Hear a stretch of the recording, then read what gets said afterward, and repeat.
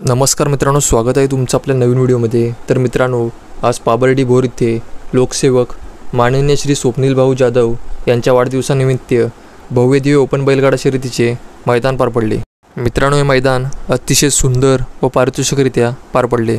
मित्रांनो, या मैदानामध्ये आपल्या सर्वांचा लाडका मोहिल शेठ डुमाळ यांचा सप्त हिंद केसरी बकासूरने व महाराष्ट्र केसरी लखनने गट व सेमी पास करून गाडी फायनलसाठी पात्र केली होती। तर मित्रांनो, आज ज्याप्रमाणे बकासूरला व लखनला गटाला किंवा सेमीला ज्याप्रमाणे स्पीड पाहायला मिळाला होता, ते पाहता नक्कीच लखन व बकासूर फायनलला देखील धुमाकूळ घालणार यात काही शंकाच नव्हती। तर मित्रांनो, या भोर मैदानामध्ये आपल्या सर्वांच्या लाडक्या सप्त हिंद केसरी बकासूरची गाडी पब्लिकनी लागली होती।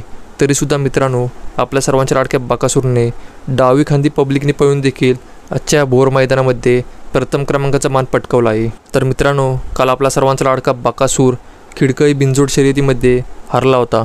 त्यामुळे आपल्या सर्वांच्या लाडक्या बकासूरवर अनेक जणांनी प्रश्न उपस्थित केले होते की बकासूर पब्लिकने पळत नाही असे। तर मित्रांनो, जेव्हा बकासूरच्या अस्तित्वावर प्रश्न आला आहे तेव्हा बकासूरने करून दाखवले आहे।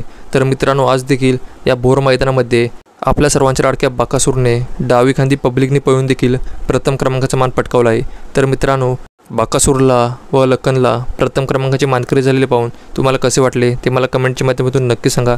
आणि जर चॅनलवर नवीन असाल तर चॅनलला सबस्क्राईब करून घ्या।